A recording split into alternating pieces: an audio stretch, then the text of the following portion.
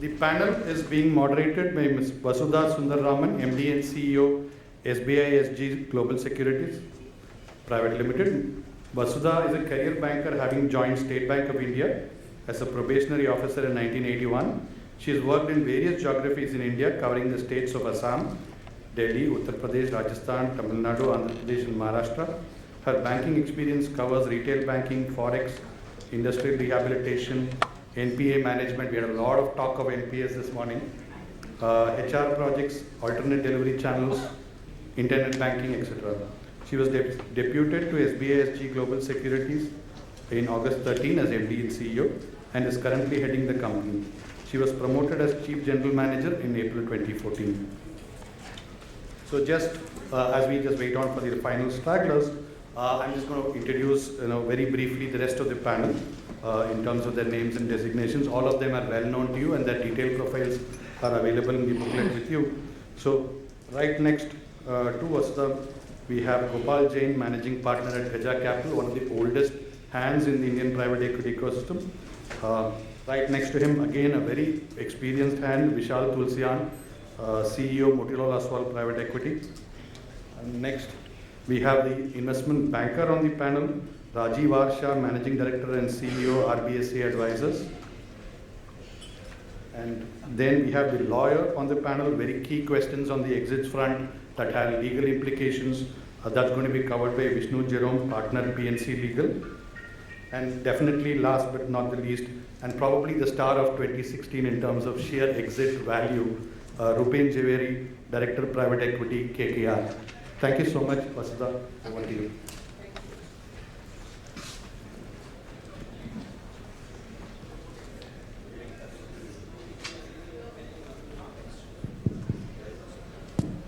Good evening to all of you. It's my pleasure to be here today to moderate this session.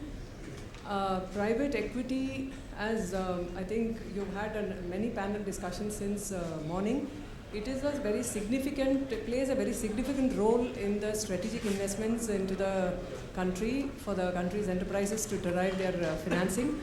And during 2016 has been a fairly good year for investments as well as for exits, as I understand. There have been investments, private equity investments of around 15 billion USD, excluding the real estate deals. And there has been exits are expected to touch almost 10 billion USD in the current year. A number of deals are slightly lower than 2015, but then it's supposed to end well, both for investments as well as exit. So you can see that there is a very significant role that private equities play here.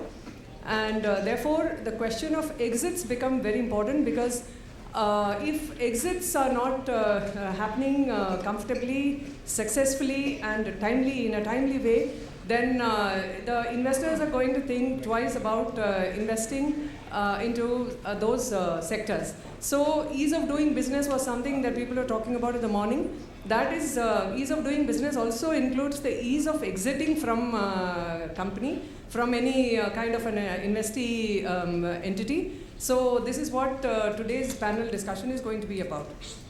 Some of the key exits during the year have been, as Arun mentioned, KKR's deal, the disinvestment that happened in this Alliance Tire Group by Yokohama, Japan-based Yokohama. And Gland Pharma has been one where also KKR was involved, where it was acquired by Fosun Group in China. There have been other, Cipla has disinvested in Chase Pharma. There have been some very significant deals that are happening this year, and I think one of them happened in January, where Global Logic was a company where significant disinvestment took place, exit took place. So against all this, you would see that IPOs and buyouts, these are all important avenues for the exits from for private equity players. And IPOs, we must also look at the fact that, while many IPOs have taken place, there have also been several IPOs which have lapsed, where the validity has lapsed because IPOs could not happen. So against this background, we need to We will be asking questions from our panelists today as to their individual experience either as an investor or as an advisor for these kind of exits, how it has been for them, what kind of issues, etc. that they have been facing. So the first part of the question is addressed to Rupen, Vishal and Gopal. Primarily as your role, in your role as investors, what have been from your experience in the recent years, or more specifically 2015 and 2016, what have been the key factors influencing your decision to exit, whether it has been organic, whether it has been external, whether it has been due to the role that factors like valuation and performance of the entity and market conditions, etc. have played. So I think we can start with Rupen. Thanks. I think just to start, there's perhaps a misconception that private equity holds stuff for 5 years, 7 years, 10 years. There's an old adage in finance which says you take the money when it's available and not when it's required. I think the same is true perhaps for exits. I think it's okay. Closer. Most investors would say that exits, frankly, while you can have everything in the document, you can do what you want as it relates to companies, but in India there are 3 or 4 ways to exit, and frankly not all of them may be in your control. While there have been a lot of buyouts lately, but India by and large continues to be a minority invested market.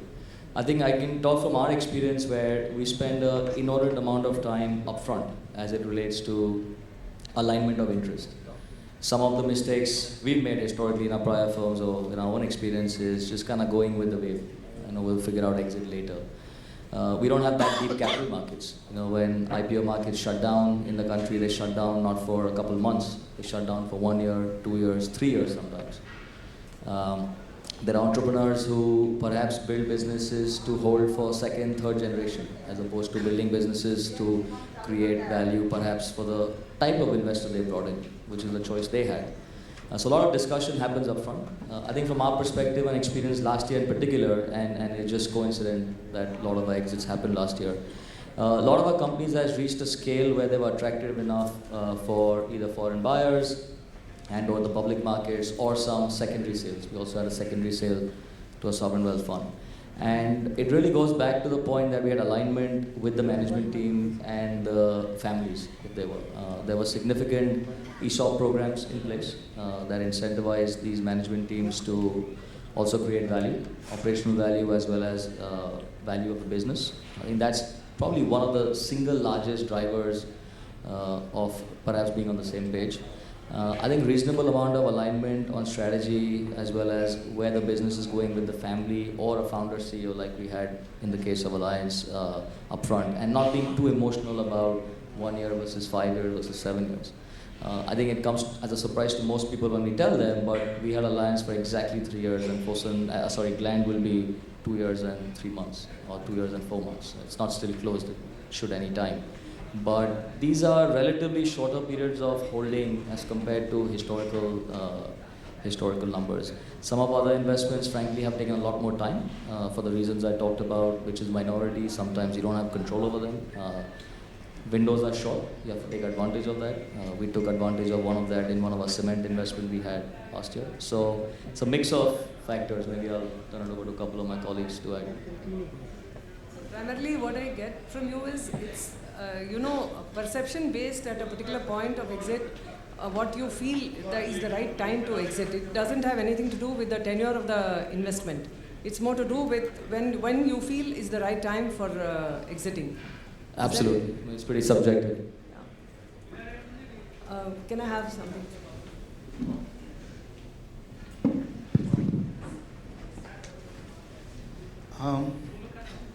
See, we believe, right from the time when we started this business in 2006, that at the end of the day, if your investment call has gone right, in terms of kind of companies or the sectors that you've picked up, and if company ends up performing the way you envisaged at the time of making the investment, in some form or the other, the exit opportunity will get created.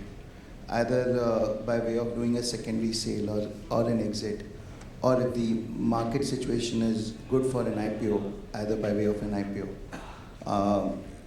Issues would always come up in companies where the performance has been mediocre or below par, and because of which you've not got enough takers, either on the secondary side or even if the market situation is good, if company has not done well, you won't be able to exit those companies. So clearly, it's an outcome of how your investment call has gone at the beginning. And as he said, particularly in India, you're dealing with entrepreneurs who are far more smarter than you. So how do you create a situation where interests are completely aligned? So say, for example, we've had situations where it was a pure secondary exit just for us. And how do you create a situation where promoter is also aligned with you and helps you in facilitating that exit? Because if you don't get the support from the promoter, it will be difficult for you to exit out of that company. So either by way of incentivizing them or creating some kind of an additional ESOPs or MSOPs for these guys. So honestly, from our standpoint, the experience on the exit front has been reasonably good over the last 2-3 years. We do believe, particularly in our field where timing of entry and exit is pretty much defined in the sense, you can hold it for 4, 5, 6 years. It's not something that you can hold for a very long period of time because investors in your fund are after your life asking for you to return the capital. And that is why, at times you could face a situation where it could be a timing issue. So though most of the funds have that 1+1 window, some of us could also end up extending that window given the timing issue.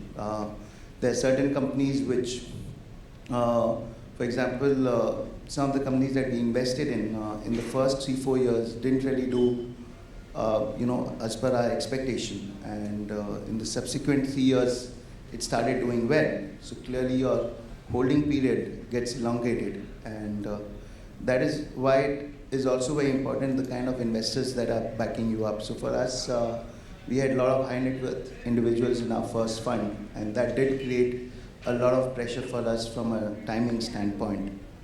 But overall, we continue to believe that at the end of the day, if the company has performed as per what was planned, you will get ample opportunity in terms of exiting those companies. Yeah, I have a question. In case you said that promoters' cooperation is also very essential for getting successful exits when you want to exit. So, in case, what is the kind of cooperation, apart from what you've already mentioned, what is the kind of cooperation that you expect? Does it get sort of keyed into the agreement when the investment is first structured? And how do you actually deal with your investors in case there is a delay in exiting investments? How is it that you deal with them and keep them patient, or till such time you think it is appropriate to look at exits again? Most of the, particularly for minority investments, agreements are very much watertight in terms of timelines and everything else. But at the end of the day, if the promoter decides not to cooperate, you can't do much about it because let's say if you want to take the company public, and which is only about your offer for sale, and company does not need any capital to be raised, or the promoter is not thinking of divesting anything. An IPO process is something which requires significant amount of time commitment of the company and its team. So the support of the promoter becomes extremely important at that stage. And in India, we've also seen that, in many cases, where people feel कि इसमें मेरे को क्या मिल रहा है? I can give you a recent example in one of our cases where you've got this recent law, right, where any additional any new issuance of shares after 2017, March 2017, there is a taxation that will come into place. So a lot of us are trying to see, expand the capital base before 31st March 2017, either by way of a bonus issue, primarily. So there was one case where the guy started asking, अच्छा इसमें तो आपका फायदा हो रहा है, मेरे को क्या मिलेगा? So I think those are tricky situations because at the end of the day, you also don't want, it's a relationship where you have to be very careful in terms of building it up. On one hand, you have to be assertive, and on the other hand, you also have to play the role of an advisor or a relationship which is built on very sound trust with each other. It's a tricky thing, and we believe it will continue to be so. It's like daughter-in-law, mother-in-law kind of a Yeah. relationship to some extent, perhaps. As far as managing investors are concerned, because of delays and all, everyone, each one of us would have our own ways of tackling it. But again, it's not something that is easy.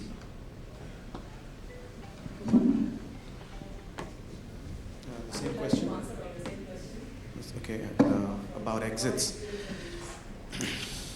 Well, one fundamental difference between investing in developed markets and emerging markets private equity is in developed markets, you can usually work with an assumption that if you have if you had made a decent investment, there will be an exit. And in India, which is still an emerging market, this is fundamentally different. So even if you have a decently performing investment, you may not get an exit. And 20 years ago, 21 years ago, 22 years ago, I made my first venture capital investment. This was true, and strangely, even today, this remains true. For an exit to come together in India, you need the Holy Trinity. You're using metaphors, so I'll also use one. You need the Holy Trinity to come together, and what is that? You need exit markets, you need growth, and you need managed investor expectations. All three to come together. And if one of these three is missing, then you need to manage the other two. And I can speak ad nauseum about some of these factors, but I would say currently we are in an environment where we've come from a background of difficult exit markets, a difficult growth environment, and from an environment where originally the investments, when they were made at high valuations, high expectations. So I would say one of the big challenges currently in exits is managing investor expectations. And finally, I would just say that investing in small companies. 22 years ago, I was investing in small companies. Even today, I invest in small businesses. I invest in the small guy who has big expectations, big ambitions. Somebody who's running a small business, but in his mind, he's a giant, and he wants to become a giant. That model hasn't changed for me, and that's the joy of my business. It's a little different. It's a little because when you're investing in larger companies, you already have the scale, and usually the governance and processes are in place. But where I invest, I have to take some time to first of all grow companies to a scale, and B, invest in governance and processes. So growth and governance, once you have scale, you need growth and governance. So we cannot be opportunistic. So as Gaja Capital, we are not opportunistic because we invest in small businesses. We have to take the time for companies to grow to a certain scale.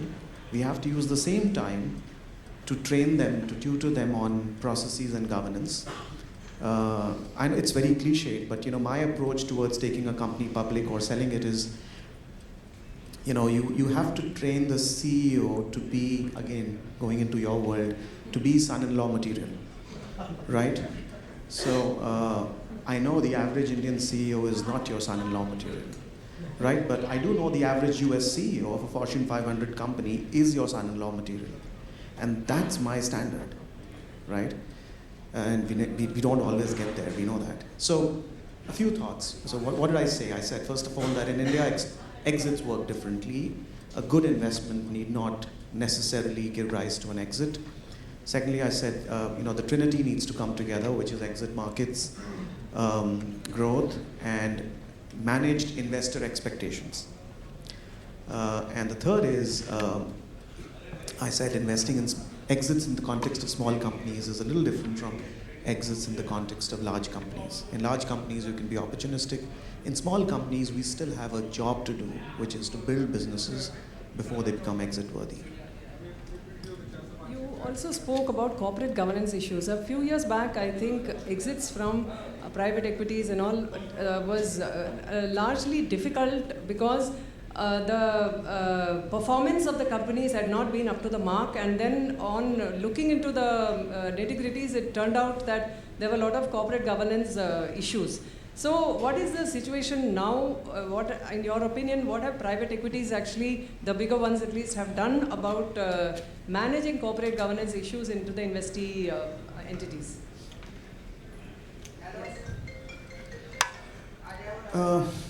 In 1991, the market cap of the Bombay Stock Exchange was 50,000 crores. It's difficult to believe, right? Today, I don't know, Marico is worth 50,000 crores. Dabur is worth 50,000 crores. Dabur was worth 200 crores in 1990, by the way. So in 2011, which I have the number for that, I want to make a comparison. The market cap grew to what? 50 lakh crores. Okay? So 100x. Between 91 and 2001, there were 4,000 IPOs in India. Right? Between 2001 and 2011, there were only 400. So do you see the point I'm trying to make? That markets have gone from X to 100X, and IPOs have gone from X to 1 by 10X. And that's because the bar for IPOs in the market has gone up in various ways.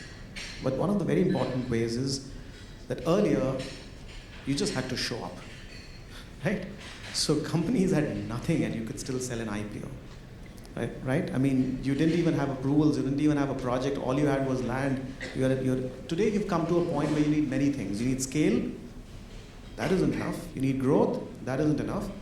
You need governance, right? So growth and governance is the new mantra of this market. Growth and governance. So you have to respect Mr. Market. Well, governance was always important. Governance is more important than ever. And yes, as private equity managers, the reason why the majority of IPOs today that are coming into the market are private equity led is not a coincidence. It's because private equity is seen as a preferred supplier of companies to the ecosystem. We are a preferred supplier. If there are 3 people standing in line, investment bankers will talk to us first.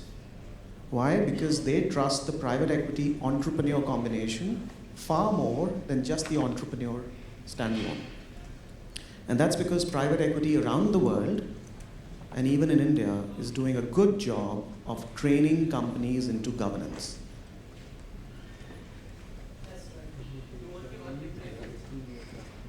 Coming to Rajiv now and Vishnu, as playing the advisory role, what is the experience that you have had in advising your the private equity players on exits?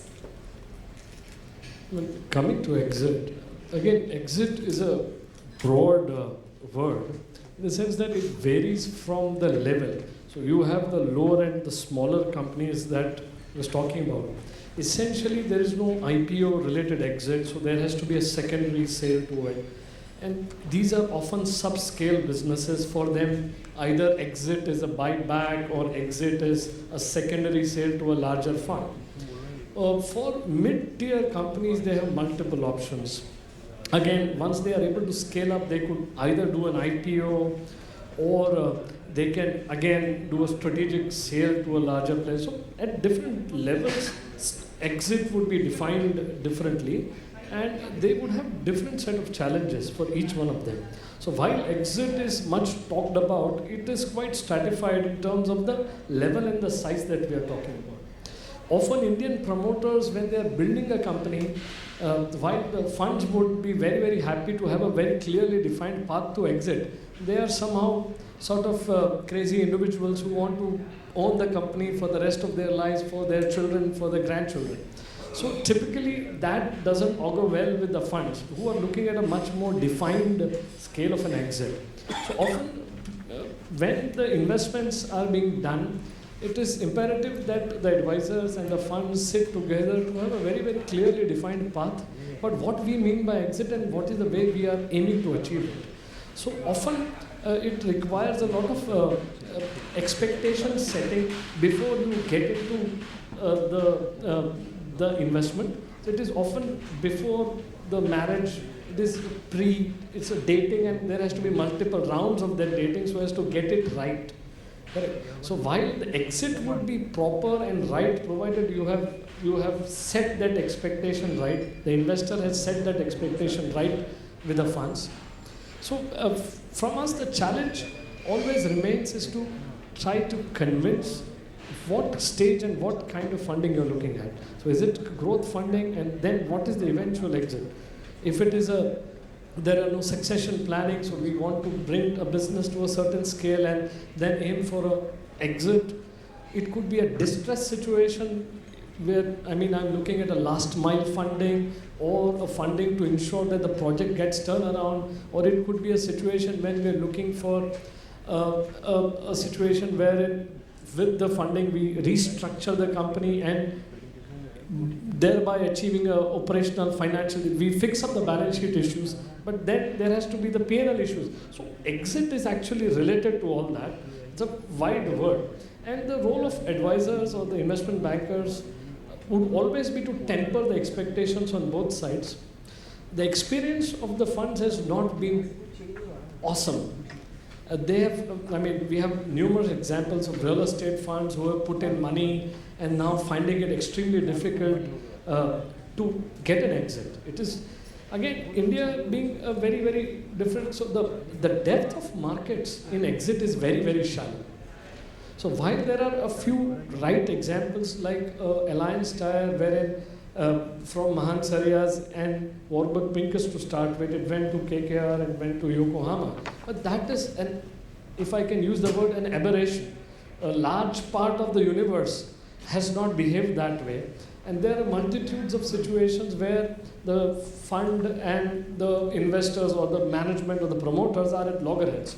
So there are more issues at loggerheads than the successful exits. So my thought would be is that there is a significant need to temper those expectations and get it right. So one has to date multiple times before you get into things. Well, in terms of other issues, I think there are other broader issues in terms of regulatory, which have, at least in real estate sense, have prevented an exit, or even if there is an exit which both the parties want to do, is there a secondary buyer for that kind of product? So that's a question which needs further consideration. Thank you. Vishnu, on the legal advisory side, what is it that you do at the time of structuring a deal initially, as well as to make sure that as far as the eye can see, how litigations and issues can be prevented at the time of exit? Do you take any special, you must be making special efforts to try to do the structuring of the agreements and all in such a way that problems are minimized at a future deal. Can you share with us some of your practical experience and your views on that? As Vishal said, you could have the tightest document, but the exit, finally depends on the investors and the promoters being able to, come to the same page on the timing and mode of that exit. While obviously transactions and agreements are documented in a manner where the mode of exit, timing, when do you start, looking at strategic, financial, or IPO, would be there in the document. I think, from a non-strict legal advice perspective, some of our better experiences with promoter exits have been, and we've seen, maybe the bankers here could tell us as well. We've seen with certain promoters who actually, prepare themselves for an exit from a slightly early stage. Those might is be where- aberrations as. I don't know. That's why I said I don't know whether they're aberrations or not. But where, for example, even with the funds, governance modes are put in place at an early stage. So, when you're exiting, there's no diligence issue that the incoming investor suddenly unearths and takes you by surprise. Even from a promoter perspective, to be able to make your promoter client also understand nature of indemnities, nature of representations, warranties that will be asked for, and not to be given, for the sake of making those representations and warranties. So I think obviously documentation plays a pivotal role in terms of outlining your options for the exit. Ultimately, depending on timing and market, it's the investor and promoter who determine what that type of exit is. But if you're prepared, whether it's an IPO scenario or a strategic sale, for the fact that you should have had processes in place to be able to sell the company as far as the legal and regulatory perspective is concerned, as far as your accounting, audit, and forensics are concerned, we do believe that those exits are somewhat easier to structure. And situations where that's been completely ignored, maybe by especially maybe investors who came in earlier, who weren't as proactive, whether on the board or portfolio management, have been the ones which have actually run into litigation. By and large, have been the ones which have run into litigation or dispute. So I don't know whether it's because it's a younger breed of entrepreneurs, who are looking at exit 6-7 years down the line from their first fund investment. But correct me if I'm wrong, but those are the ones which have been easier to facilitate. Maybe the bankers here would have their own experience to share. If you, Vishnu, Just to add on that, there is this exit has become a sort of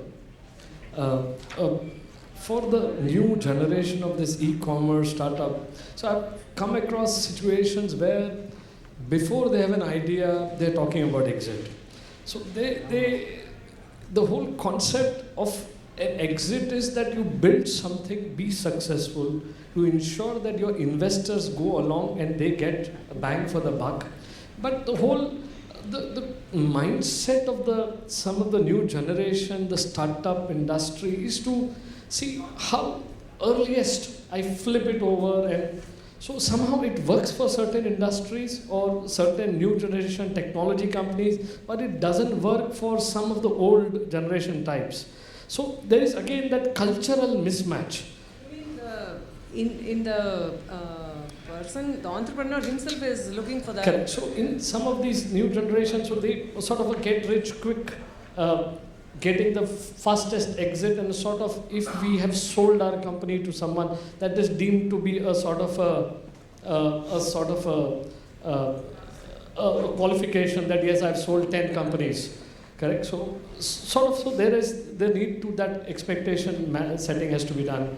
And yes, the traditional entrepreneur is someone who is like industrialist type, building, scaling, keeping. Generations. Correct. So complete two different mindsets here at play. So in the event, Vishnu or Rajiv, anyone can answer. In the event that there are issues at the time of exit and the people concerned, stakeholders concerned, are not able to see eye to eye, and the exit attempt or whatever is not materializing, at that point, what kind of what kind of strategy or what kind of advice do you give to your clients for actually getting over that situation? I think this is where the legal documentation actually comes into play. Right? And But you're saying from in an spite of investor- legal documentation being in place, people still decide to flout. Well, certainly people decide to flout, and maybe the system does take longer to be able to enforce rights that an investor may have.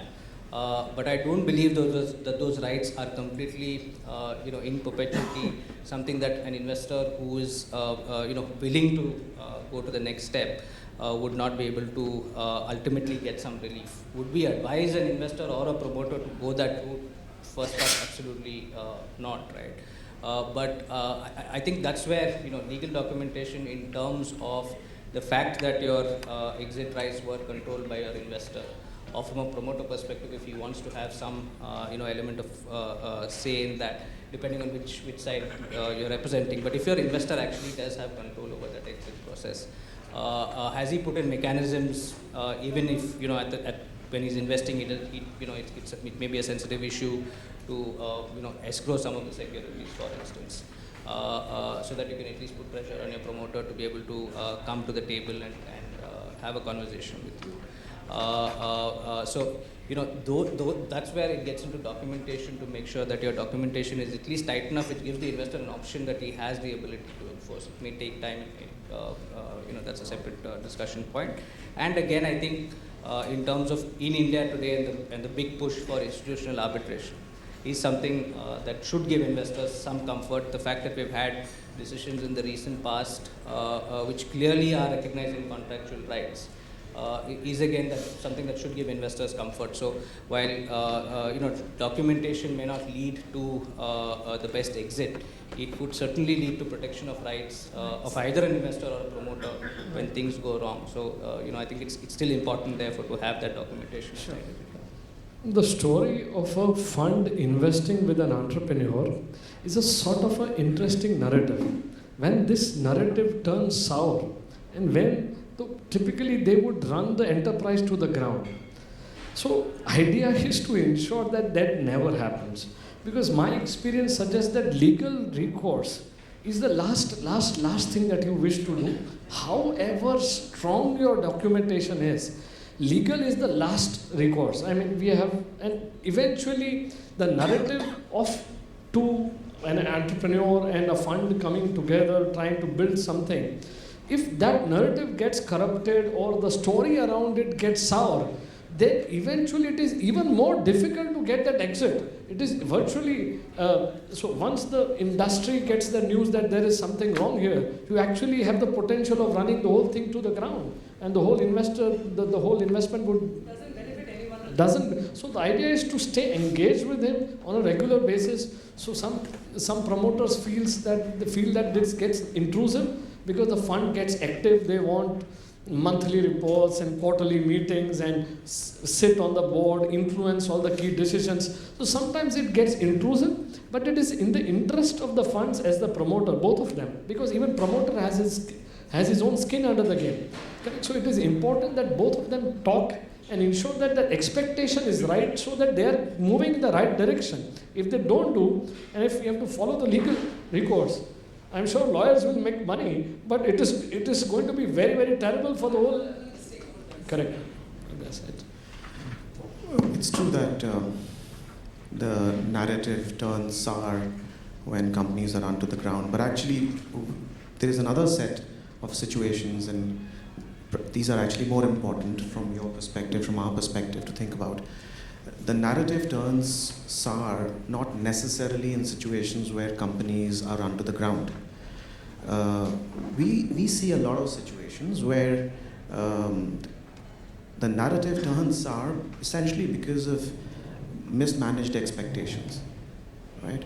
When companies grow, but they don't grow well enough, investors have a job to do, which is to manage their expectations. Whether it's on the basis of a legal document or not on the basis of a legal document, investors often believe that entrepreneurs should take responsibility, and the right entrepreneurs often do. But I'm engaged currently in so many situations where I'm trying to buy businesses.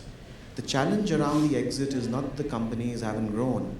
The challenge around giving an exit to the earlier investor is the companies have grown, but haven't grown well enough for the investor to make the return that they wanted to, or they were implicitly promised, or whatever. So right now, I would say there are a very large number of situations in our industry, especially with respect to investments made between 2005 and 2010, where companies have sort of grown, but the exit issues are largely because of the fact that they haven't grown well enough, or investor expectations aren't where they should be. Next question is for Rupen. with for the two successful exits that you've had in this current financial year, this sale of Gland Pharma and sale of Alliance Tire, what kind of efforts did you have to make to actually ensure that you found the right kind of buyers for these deals? It's a fairly engaged process. I think, frankly, you start from day one. It's not really wake up 3, 5, 7 years down the line. I think some of them already spoke about. At the end of the day, you still need to have a good running, functioning business. I think that is hygiene. I mean, we don't even need to talk about it. That's a given. In addition to that, I think at least global firms do bring in the perspective of certain foreign investors or foreign buyers. May not be me, but our other offices in Japan or Europe or America. And there's a lot of interconnectivity. I think that's one of the advantages, and we also have our own disadvantages as being a global firm. Secondly, I think going back to the alignment, I think that is also critical. Some entrepreneurs can be, or some founders can be a bit emotional about what the legacy of that business will be. So it's not just about selling or flipping a business for the best possible price in the shortest possible tenure to make money, because they are frankly defined by 30, 40, 50 years of the existence of that company. So how that company ends up, who owns it, how they take care of the employees, legacy become very critical. So I think we as the industry have a role to play there also. We are frankly custodians of that. So I think we have to behave responsibly. A lot of effort does go in. You guys see the final product, but I can tell you there's a lot of effort, 6 months, 9 months, 1 year of effort that goes into this. Management also, for them, it's a big distraction. I think there's a subtle way one needs to manage management expectations, and don't forget they have a business to run. In the middle of all of this, they'll have their own budgeting cycles. Somebody left the firm, you have to hire a CEO, etc. So this is a huge distraction. So I think the investor and some of the senior management have to actually take the larger role of effecting this. Otherwise, during this period, many a times we've seen, because we've been on the buy side more often than selling, but naturally, where in performance of the company dips. I think 95% of the time, your immediate next 6 months after anybody makes an investment, performance will dip. And there's a huge correlation to management not distraction, but management time that was spent, rightly so, to create that. It is also our job to, and I think Gopal mentioned that, to create and make some of these companies ready. I think we spend so much time in obviously making investments, so we actually have a pretty good idea of what someone like us or better would perhaps look at. If we ask for the whole world under the sun, I mean, everybody else would. So get your teams ready for that. I think it's going to be different for small companies versus large.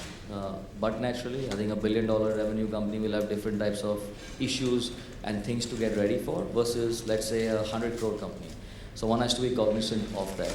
I think there are a lot of service providers today, especially amongst Big Four. They actually have exit packages where teams come in and go through everything depending on what size of company you are, right from the board composition to who's your auditor, to environmental health safety if you're a manufacturing company, and the works.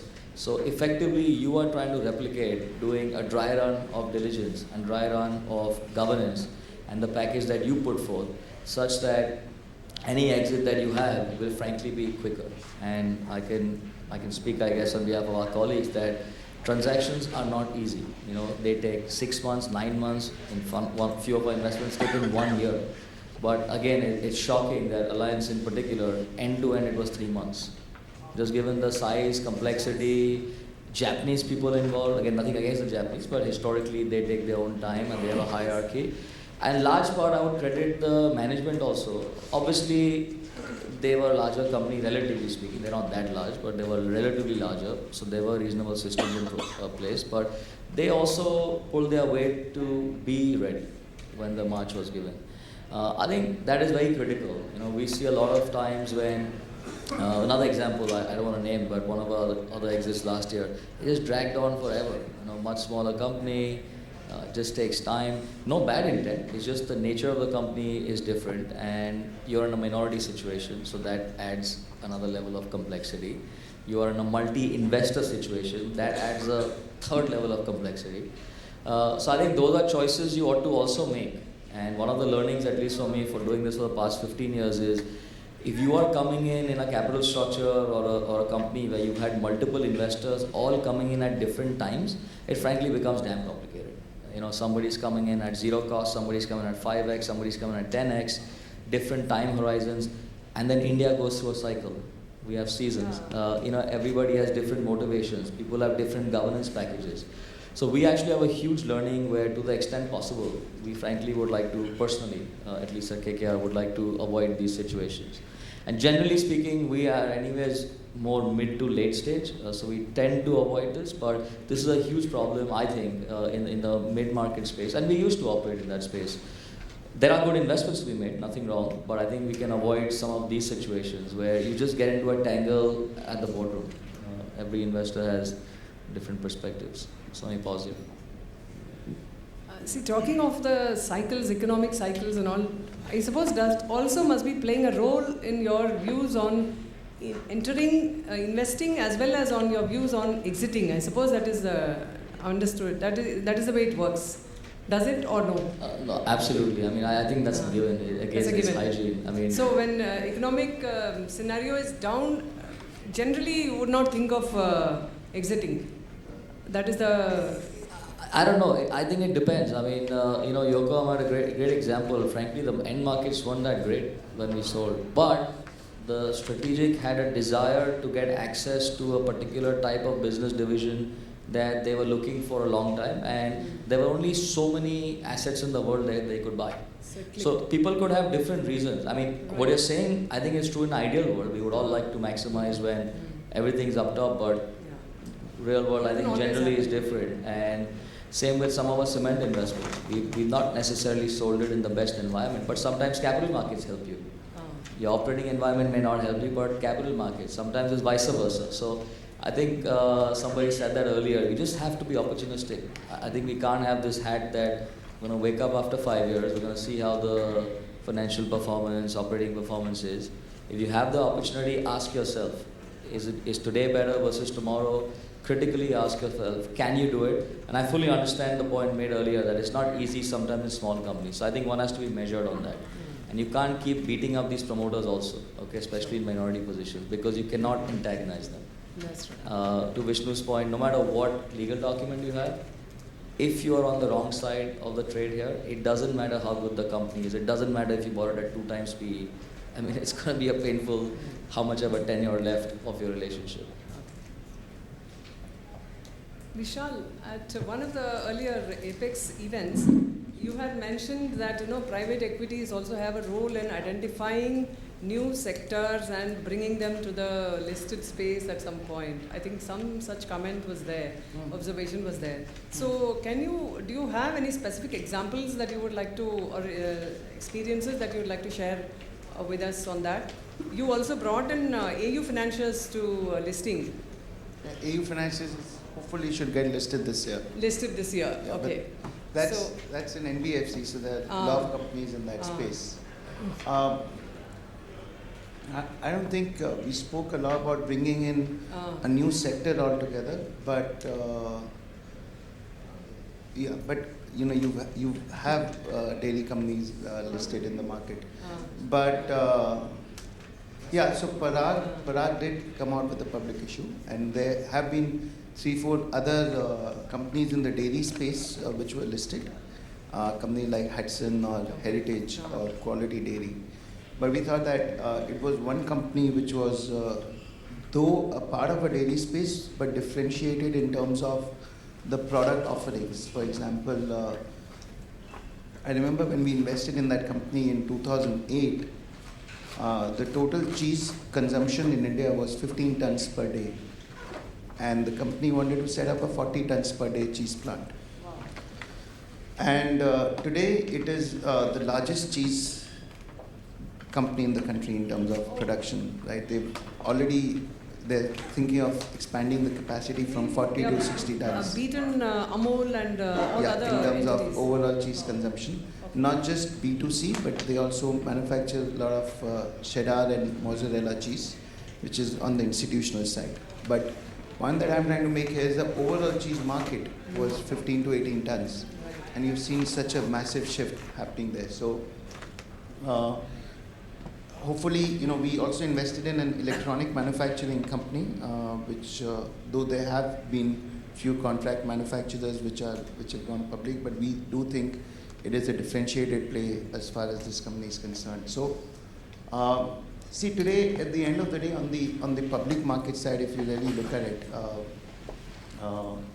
there are dearth of good opportunities to invest in, and most of the domestic mutual funds are actually flushed with cash.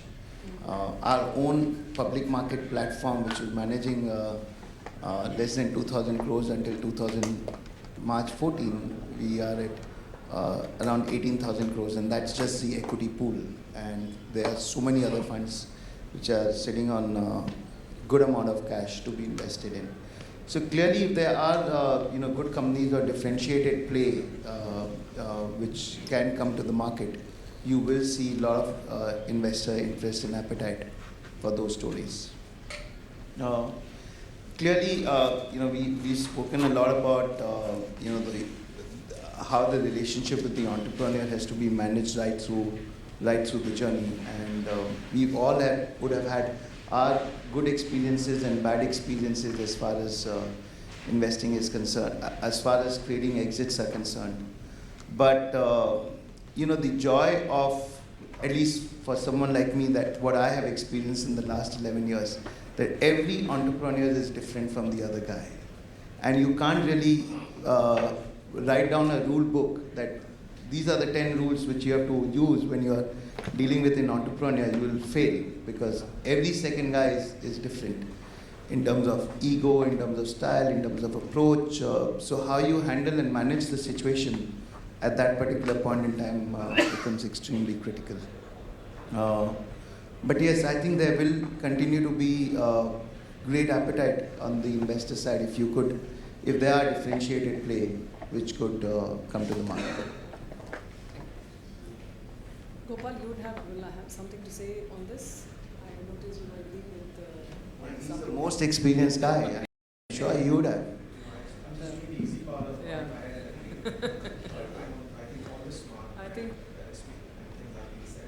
I request you to share some of your experiences on TeamLease and RBL Bank that came into that IPO'd last year. What have been your experiences, considering that the IPO window has not been a very lucrative one, a very popular one, I mean, compared to, as you rightly pointed out in the statistics, that it's getting tougher and tougher.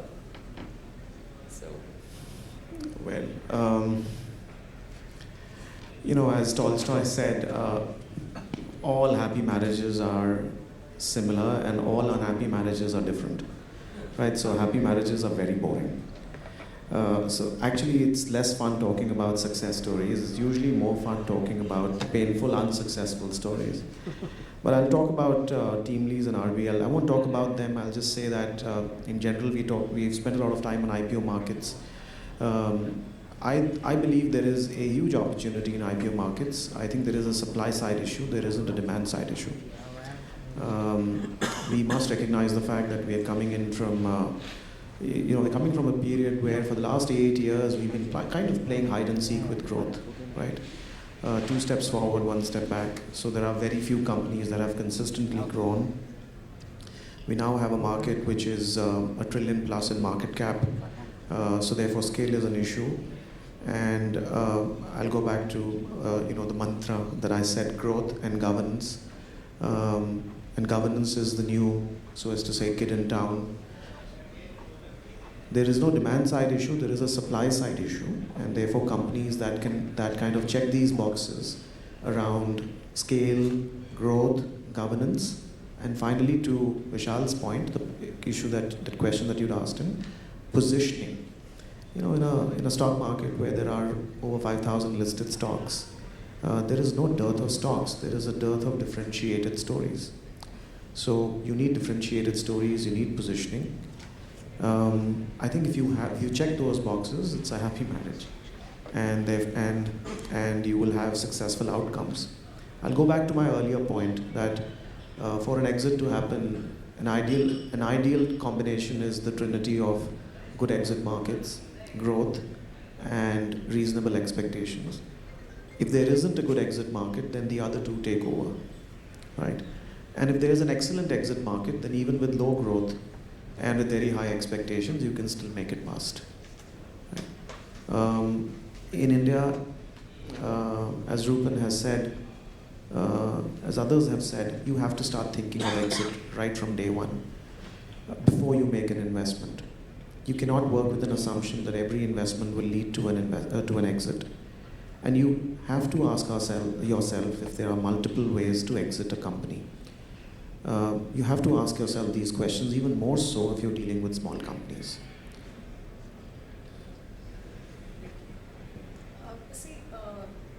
As you just said that, we're talking a lot about the success stories. Do any of you want to share experiences of real challenges that you have faced? If you like, you can give names. Otherwise, just exactly what kind of challenges. Sure. With some examples, without names if you choose to. So I'll refrain from taking names because then you could be insinuating somebody. You talked about 2 of our exits last year. We actually had 4 liquidity events last year, and 2 of those were in the case of companies that were laggards in our portfolio. And I won't take names, but and those liquidity events, those exits are around buybacks. And I think that's where a relationship with an entrepreneur, managing your expectations, I think these aspects play a very important role.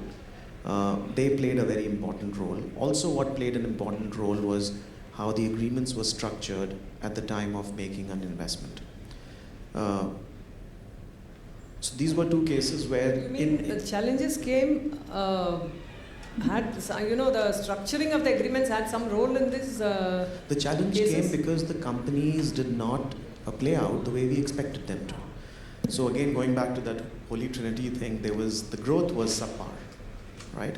We made investments, and the investments did not play out the way we expected them to.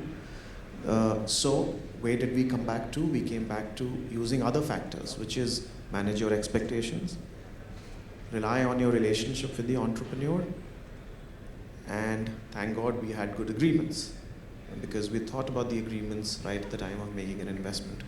And that's how, with the interplay of these 3 factors, we were able to engineer these exits. Actually, success stories can be written in just a 4-page document. Failures would be a thick book. As I said, failures have been there, but a lot of them almost all have got to do with the performance of the companies. There have been one challenging situation that we faced where we had invested in a company, but the brothers, they split, and that family kind of a settlement does throw up a lot of challenges in terms of managing expectations of each of the family members. Thankfully we came out of it, probably at lesser returns than ideally what we could have made if both the things would have stayed together. But then, there are some practical calls that you need to take. Either, if you stick to your ground, then clearly, everyone is going to lose value because company is going to lose value for sure. So, I think failures have, for us at least, have largely to do with the underlying performances of the companies. So again, failures could be of 2 kinds, broadly. One is when the fund and the promoters have done all their best, and it's more of a business failure. the economic situation or the market has not turned out to be the way it was expected. We didn't have that much growth, which is like more understandable.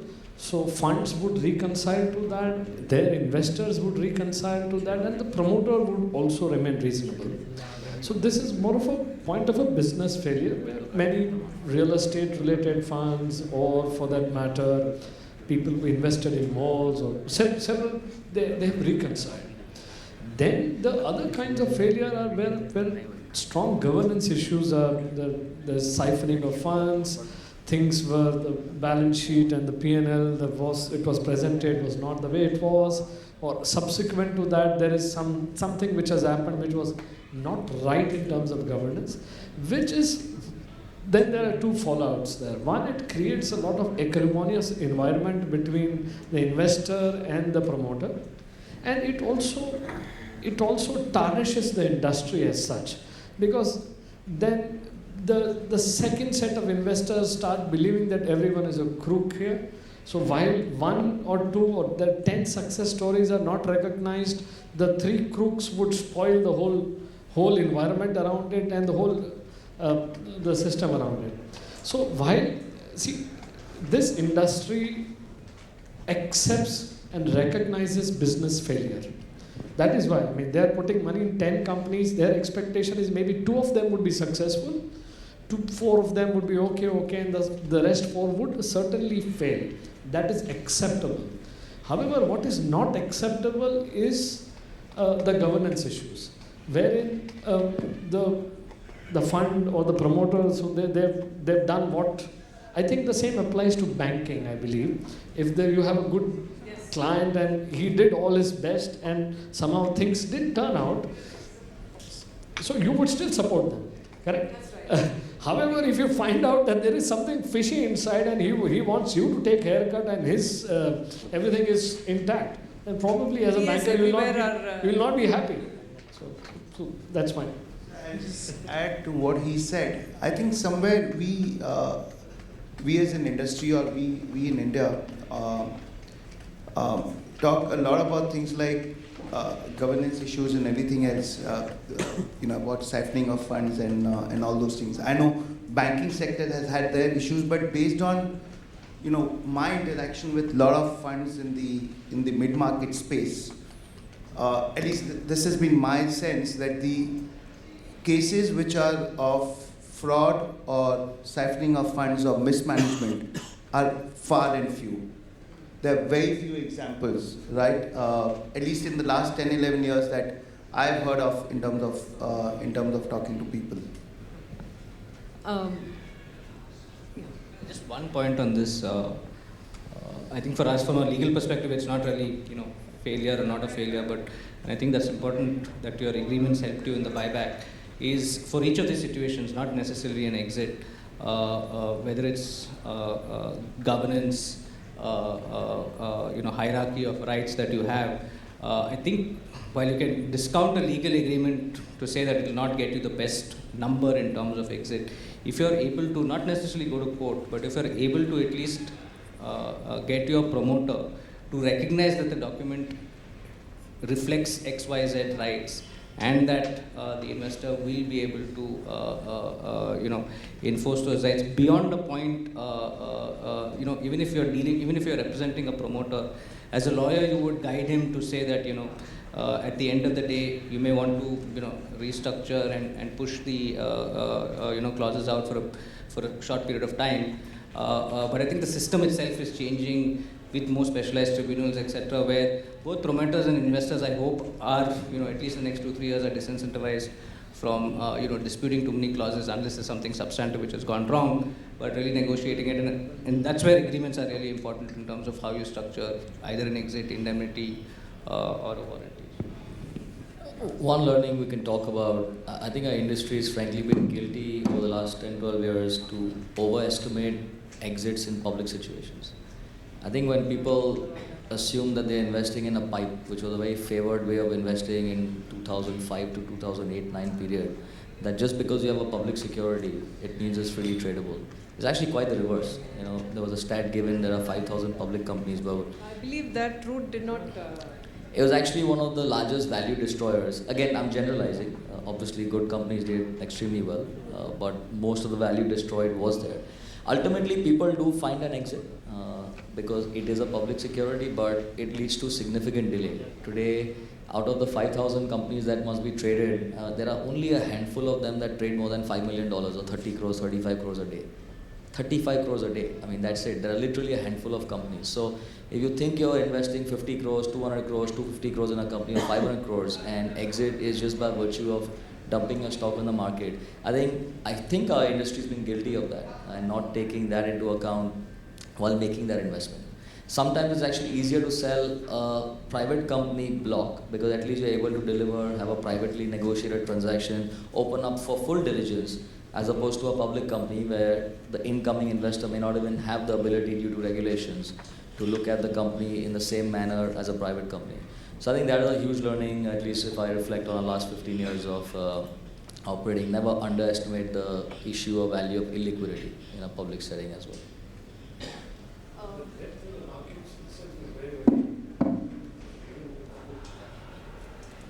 It's a general question to all of you. Has there been a situation where you have decided to, or you have advised the investor to exit, even though it was not a profitable proposition to exit at that point for some really dire issues or? Certainly, it is the timing issue. I mean, right now it could not be profitable. Clients to offload, irrespective of. The point is, see, your profit and loss today is irrelevant. The question is whether that loss can become a larger loss, Yes. or it could be turned around. That is the only, the investment, whatever price it was done, at the time of exit, that actually is an irrelevant thought. Because the only thing is, today can I make money from here, or can I have a better return or not? If you are in a situation where today you can't see that after 2 years you can't have a better return, then it's best time to. Yes. So it does happen. I'd like to ask about the regulatory, from the regulatory angle, issues like GAR and POEM, and then this long-term capital gains and issues like that. How do you think it has impacted people's decisions? This is for both the investors as well as the advisory people. Impacted people's decisions on investing and impacted your structuring of the exit and things like that. It's in the last 6 months or so, but GAR has been in the making for a while. So how have these things impacted? My sense is that people would make investment provided the idea is good. These issues would affect the taxes around the transaction, but generally taxes do not make the transaction itself unviable. Either they would structure it in a way where they could either do it in a more efficient way, but per se they do not spoil a transaction. So I have personally not seen many transactions getting spoiled or exits getting spoiled because of regulatory issues, except real estate. Real estate, yes, there are certain issues, but otherwise, if the business is good, eventually, as he said, they will find an exit. It could be a little more profitable or a little less profitable. Eventually, they'll find an exit. I think, Would anyone else with like mature investors, such as people in this group, etc. If you take even something like GAR, where there is actually an absolute intention to set up a structure or a scheme, not to avoid but to actually evade tax. Again, you would not have necessarily mature investors, looking substantively at that angle. I think the FAQs have, I'm not saying added 100% clarity to it, but there has been an attempt to at least bring about some consistency in what position will be taken from people first. So, one, in terms of exits, again, if there are commercial bona fide transactions, and that's one of the principles which have been enshrined in GAR, should not impact every kind of exit, especially at a mature investor level. As far as POEM is concerned, as far as GAR is concerned, where it may start creating new issues or new ideas or new structures, I believe is not at the stage where there are already existing investments, but probably in fund formation and in new instruments, etc. Jurisdictions have also become pretty neutral now, by and large. So I don't think all is bad in terms of GAR or POEM. It may require certain structuring POEM a little more than GAR actually. But at the end of the day, if there's consistency in the position, and we hope there's consistency in the position, at least as reflected in the FAQs, I don't believe that there's going to be substantive negative impact only because of those factors, of other factors which could play a role. For instance, if the Mauritius route is closed, that doesn't mean that investment will stop. Or only the investors will factor in that additional tax. Either a different, more efficient way or they will absorb that tax effect. On the positive side, I actually think just on the taxation, it's good that they've come up with a clarity. Yeah. It doesn't impact me only or him, or it impacts everybody who's investing in that route. So hopefully, if everybody is rational, it impacts everybody through those jurisdictions, and there's clarity. I will tell you, in the last 2 years, how many of our exits we've done, inordinate amount of time has unnecessarily been wasted on all these tax indemnities for no reason. And I'm glad that all these clarities have emerged, because hopefully none of them get invoked, but now you're on the same level playing field. It's clear. Frankly, you may not need any of these intermediate companies. You set up a fund wherever you want and just invest. The government said you got to pay X% tax, period. It's actually much better, much clearer. I think GAR and POEM are slightly different, but on Indo-Mauritius, Indo-Singapore, we're actually very glad it's happened. I think certainty is what is important. In the uncertainty over, suddenly being hauled up to pay taxes and even being asked questions by the tax authorities, I think that is what is unsettling for the industry as a whole. Okay.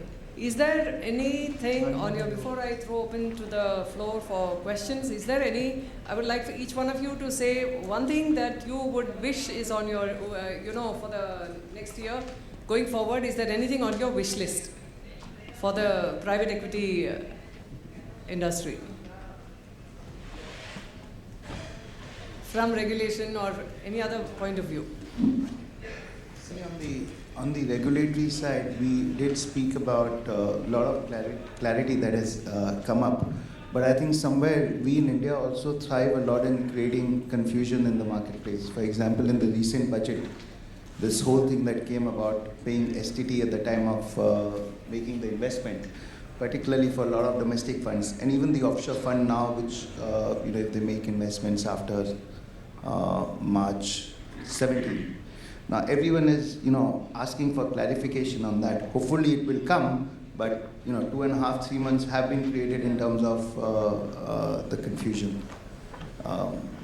Overall, honestly, if you ask us, I think things are looking good, so we are quite happy. Yeah. We are investors. As investors, we invest in businesses. And I think, as you've heard over and over again, I think our business of private equity can do only as well as business is doing in India. Do you see what I mean? So our wishes are more about how India does, right? So as I get older, I make fewer and fewer wishes, right? But the wishes still remain the same, which is that our wish is for India to do well and continue doing well, and for business to become easier, because if business becomes easier, entrepreneurs do well, businesses thrive, private equity will make money, right? On the earlier issue, I do think that this is somewhat of a national pastime, tinkering around with law and policy in India. I just feel sometimes that, this guy shows up somewhere and he says, Aaj kya karu, right? Come on, change this law. And by the way, now let me see what happens when I make it retrospective. So, in order to create a long-term investing, and we as private equity investors already have a tough job. Because we're essentially trying to bring dollar capital into a rupee opportunity. Right? It's a tough enough job. there are some things which can make it a little easier. One of which is, stop tinkering around and tampering around with policies all the time, right? You need long-term tax regulatory stability. Now that you've asked, I'll just say one thing, which is that the other thing is that I think it's important for investors to make money. It's important for the virtuous cycle to play out.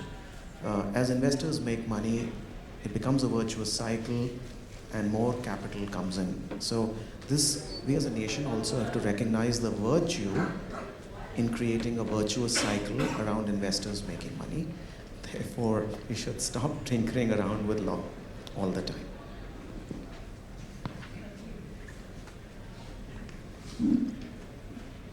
So as we are discussing, this itself is an evolutionary phase.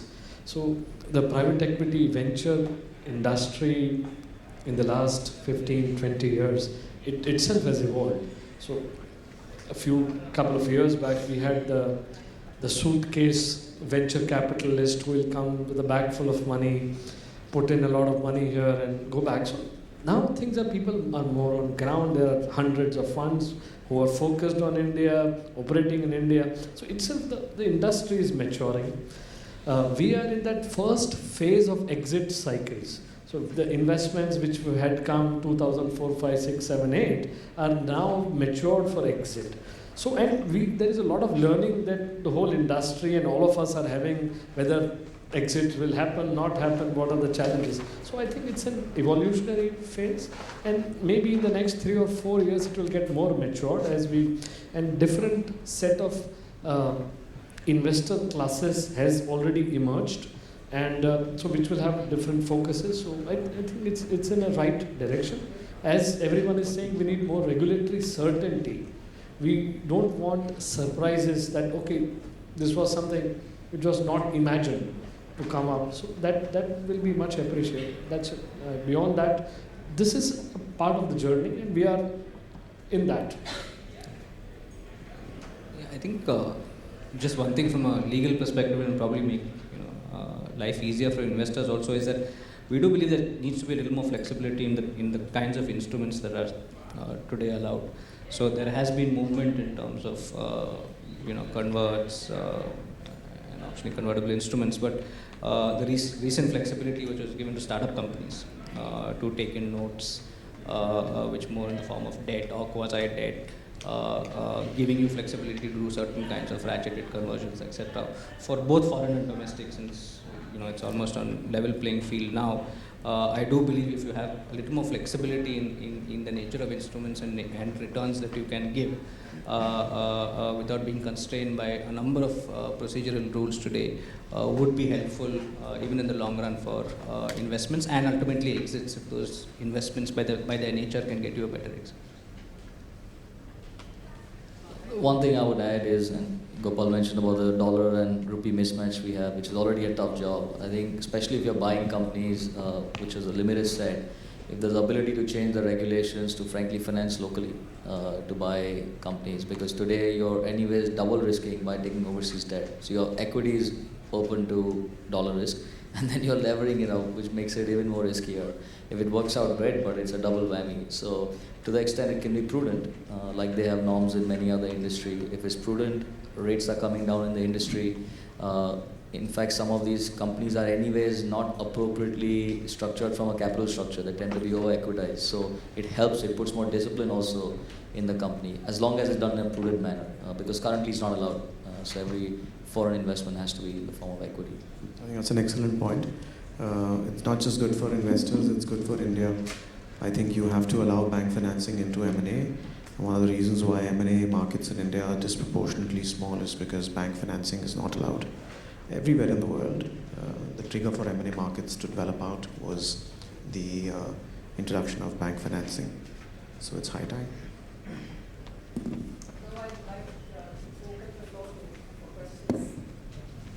Good evening, everyone over here. Geet Kulkarni representing Master Average Group of Companies. I thank Gopal Jain sir for putting this question in my mind. Basically, he has established a good connection between exits and happy and unhappy marriages.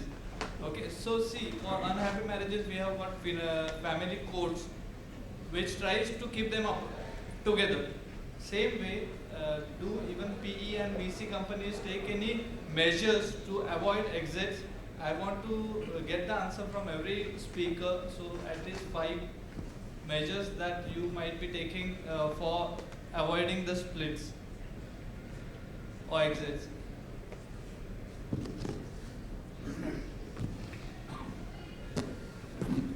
That's a tough question. I don't think I'll be able to list 5 things.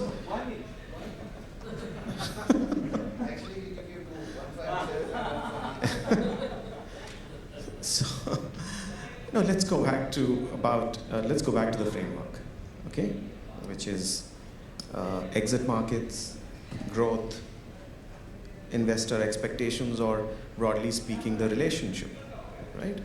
I think you have to manage these 3 areas to have a happy marriage. So, hang on. So when it comes to exit markets, I think maybe I'll just make a comment there, which is that it's important. What I've realized is it's very important to make investments in India in which there are multiple exit routes possible. If you end up making an investment in which there is only one way to exit it, you set yourself up for failure. Okay? And no As you- specific measure that we can take to avoid exit. To avoid an exit, you mean avoid acrimony? Avoid the exit, like avoid the togetherness between you and the Okay, I get your question. proprietor. Listen, private equity, the moment you drop the word private equity, you have to use the word exit. Okay, so exit is to private equity what I hate to sound morbid, what death is to life. Agree. So we can all hope for nirvana, but there is an exit. The moment you bring in a venture capital investor, the choice around whether or not there will be an exit is gone away. So I don't think that is something that we are trying to solve. As much as I may love an entrepreneur or a company, I'm paid by my investors to find an exit. I have to put the money back into their pocket. Do you see what I mean?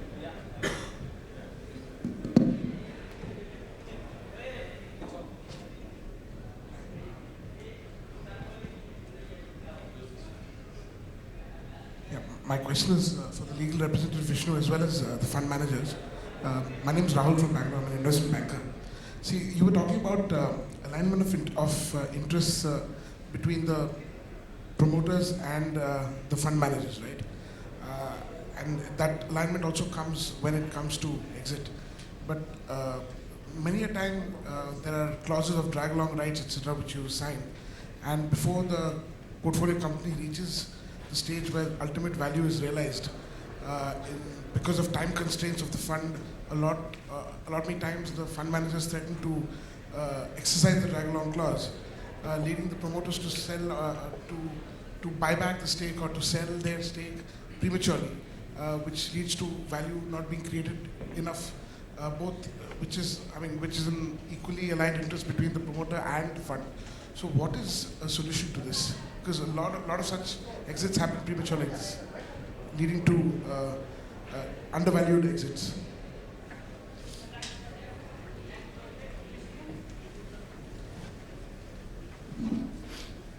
The only way is to talk to them.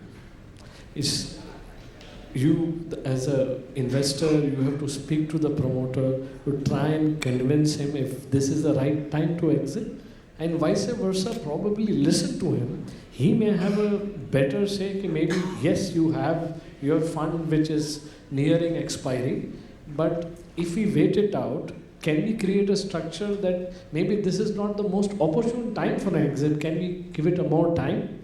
So it's a matter of communication, and I'm sure 2 rational individuals, if they have worked together for 3 or 4 years in maturing that investment, they should be able to understand each other and find, there's no right magic answer to it. The only way is to try to convince each other. The funds are bound by their own timeline, so they are not married to the company for their life. It's 5 years or 7 years or something. So the only way is to engage with each other and maybe get these expectations right from the very beginning. Maybe one here or there could always be, I don't think that is generally a breaking point, and people don't. That the threat of a tag along or drag along comes when there is a significant mismatch. That's my view. Rupan.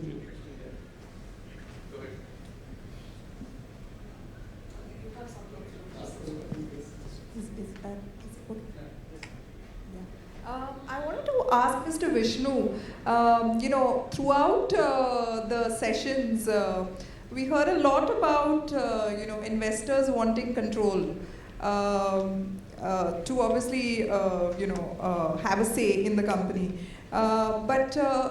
Is there a legal structure that you would maybe suggest wherein, if the promoter says that he will achieve certain benchmarks, then can the dilution be structured accordingly, and control be given that way? If the promoter doesn't, but generally that is not something investors are very conducive to, and coming in they will insist that they need some sort of control. So is there somewhere you can draw a balance, because you've got a sincere promoter willing to achieve, and he's got his performance to show for it in the past also. There's some midway we can find. Yeah, I think obviously I think one in terms of where promoter shareholding and making him dilute because of performance parameters would probably be something that we see more in more common in early stage companies rather than mid or late growth stage companies. So while there could be a balance in terms of structuring an instrument where certain of the promoter shares are, so to speak, transferred back to the company or transferred back to the investor. I do believe again that these would be difficult to do in mid-level to late stage companies. My personal view is that it is important to give a degree of control, to the degree of management say as well to the investor. It's important that they are sensibly drafted. So if operational flexibility is something that the promoter wants, then you have mechanics within your business plan to give him that.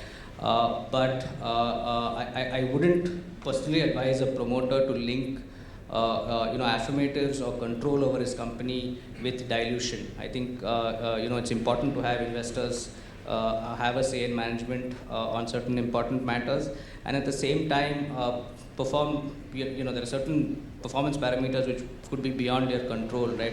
And to link that then to say I give control and dilute either shareholding or management interest may not be something that I as an advisor would be comfortable telling a promoter to do. So I still think that the traditional method of where you're talking about mid-level companies would be to recognize that customary affirmatives need to be given, respect those affirmatives, and work within the flexibility of a business plan or other carve-outs that you require to be able to achieve a balance with the investor. Obviously, early stage, escrow mechanisms for promoter to satisfy time and performance obligations are common, but ideally I would not want a promoter to do structure of that nature. Thanks.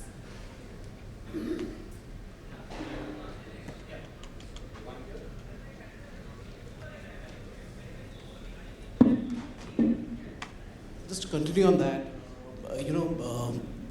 seeking majority deals earlier was, or even now is tough, but I don't know, perhaps Rupan, you could answer that.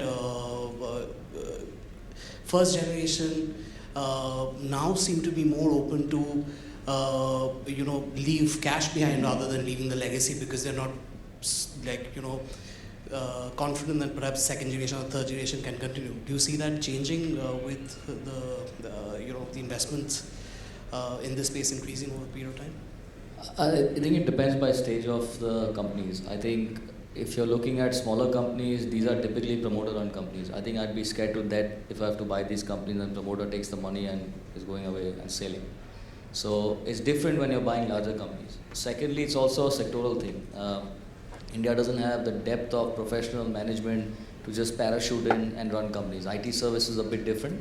I think that's a great example. Healthcare to some extent, but you can't say the same about industrials. You can't say the same about some other industries. So not every industry is also akin to just go and buy companies. On the drivers, we actually think it's growing pretty quickly in terms of the buyout market. Still, it's a minority. I mean, large percent of the Indian market is a minority market. But 3-4 factors, right? One, finally banks are putting pressure on large conglomerates, large business groups, and they are, if not taking away the keys, but they are forcing in their own way for them to sell businesses. Secondly, second and third generation are being very frank about them not doing the business their parents or grandparents did. And the society stigma of selling a business and not having that chairman or managing director or entrepreneur name card, frankly, is relatively going down. Is it there all the way? Of course not. I think we're still a fairly conservative society in that standpoint.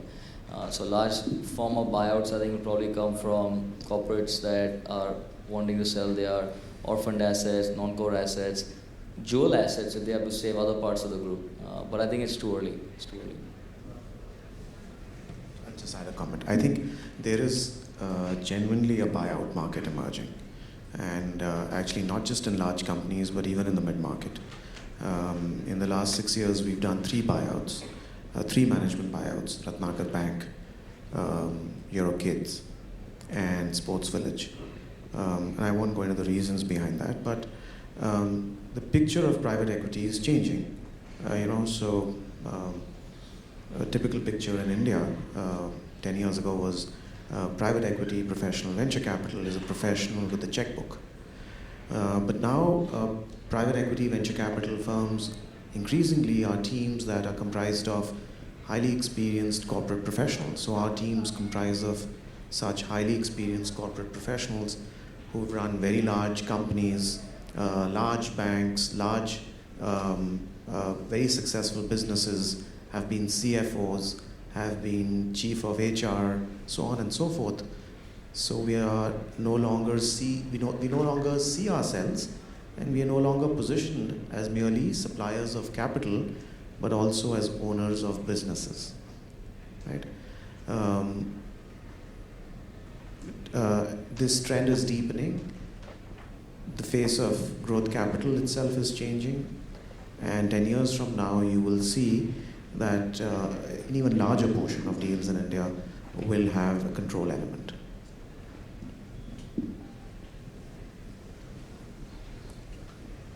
Any other questions? Great. So we kind of started 2 minutes ahead of time, so we probably also wind up 2 minutes ahead of time. Thank you so much, panel. One last question. Yeah. Hi, I'm Pulkit. My question to Mr. Vishal. What's your preferred exit for portfolios? Whatever can get us maximum returns. Honestly, let's say from we do have large pools of capital on the domestic side as well. We do prefer the exits through the IPO market because that's more tax friendly for us. But at the end of the day, wherever we can get the max value would be our preferred mode of exit. Thank you so much, Vasudha and panelists.